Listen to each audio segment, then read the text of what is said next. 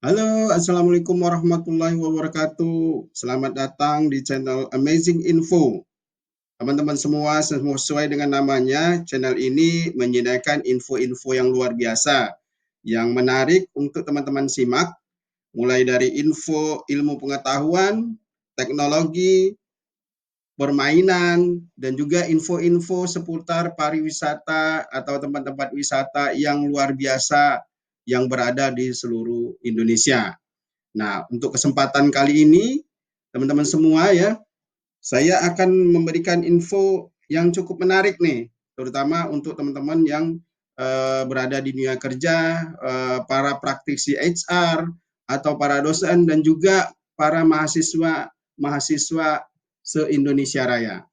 Nah, teman-teman semua, untuk kali ini saya akan memberikan info yang luar biasa, yang amazing mengenai Human Resource Management part pertama. Nah, jadi ini karena infonya cukup banyak, teman-teman semua, jadi saya berbagi ke dalam beberapa bagian atau part ya.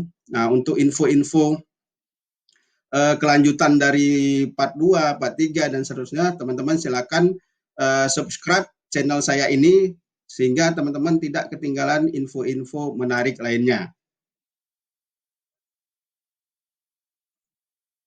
Nah, definisi dari Human Resource Management adalah suatu seni atau cara bagaimana mengatur hubungan dan peranan sumber daya tenaga kerja yang dimiliki setiap individu secara efisien dan efektif, serta dapat digunakan secara maksimal bagi kepentingan organisasi atau perusahaan. Jadi setiap individu, baik secara sendiri-sendiri maupun secara kelompok atau tim, mampu berkontribusi maksimal sesuai dengan tanggung jawabnya dan sesuai dengan kompetensi kewenangannya masing-masing, sehingga dapat memberikan kontribusi bagi pertumbuhan perusahaan.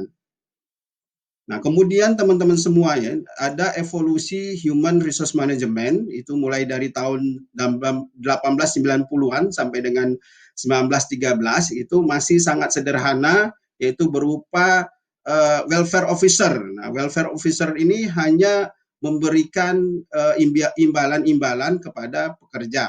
Kemudian di tahun 1914 sampai 1939 menjadi berevolusi menjadi labor management. Sini hampir sama teman-teman semua ya dengan welfare officer, bahwa ada pekerja atau buruh, kemudian ada upah seperti itu. Kemudian tahun 1945 sampai 1979 meningkat menjadi personal management. Nah, ini mulai ada perubahan ya teman-teman semua. Pegawai-pegawai mulai diperhatikan ya. Kemudian di tahun 1980 sampai 1990-an, teman-teman semua kembali berevolusi menjadi human resource management, hingga saat ini masih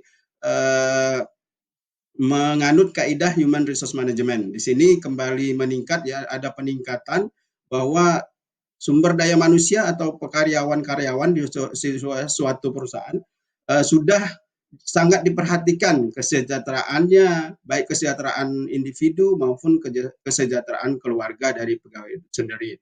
Bahkan saat ini ya, mengalami evolusi, terus berubah ya teman-teman semua, menjadi human capital. Nah, kalau sudah menjadi human capital, ini berarti bahwa karyawan itu sudah dianggap sebagai modal utama bagi perusahaan. Nah, kalau modal utama bagi perusahaan itu berarti bahwa kesejahteraan, baik kompensasi dan benefit itu sudah benar-benar diperhatikan, benar-benar diberikan sebaik mungkin ya, sehingga dapat meningkatkan kinerja atau performansi dari karyawan tersebut. Bahkan ada beberapa perusahaan yang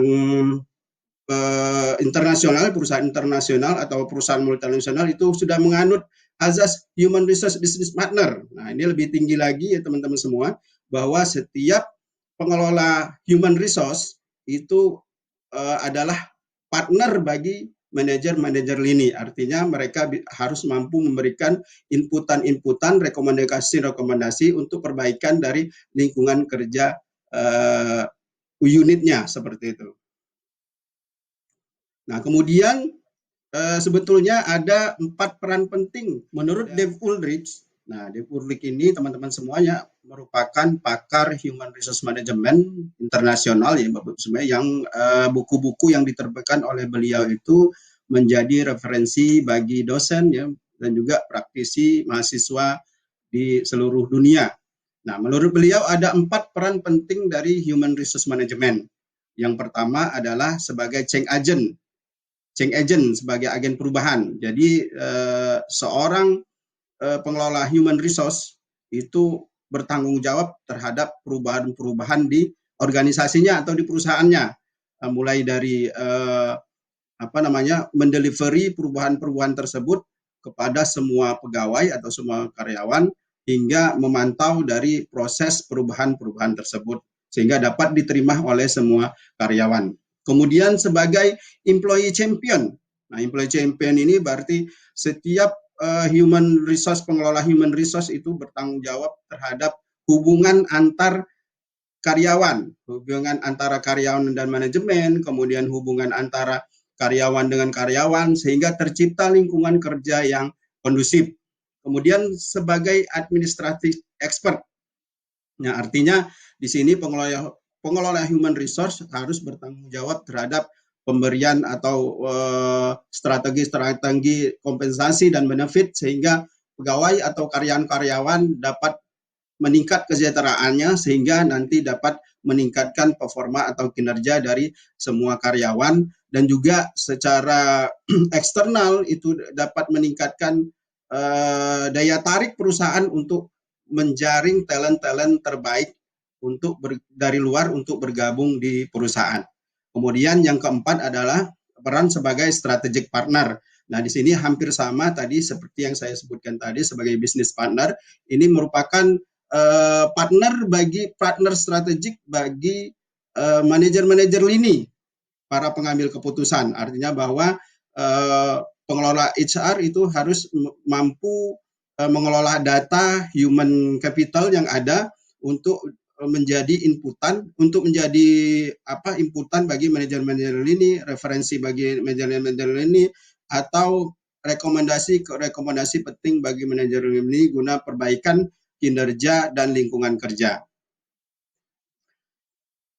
Selanjutnya adalah ada 8 pilar utama dalam pengelolaan human resource atau 8 pilar utama human resource management. Yang pertama adalah rekrutmen dan seleksi. Kemudian yang kedua adalah training dan development. Kemudian compensation and benefit.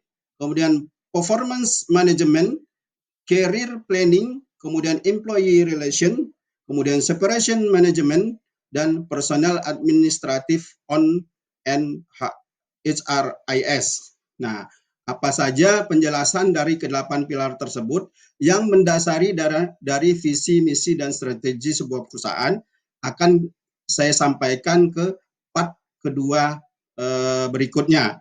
Nah, sekali lagi bagi teman-teman semua, ya silakan subscribe, like, and share agar tidak ketinggalan info-info kelanjutannya.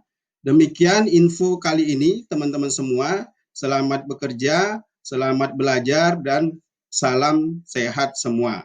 Wassalamualaikum warahmatullahi wabarakatuh. Sampai jumpa di podcast.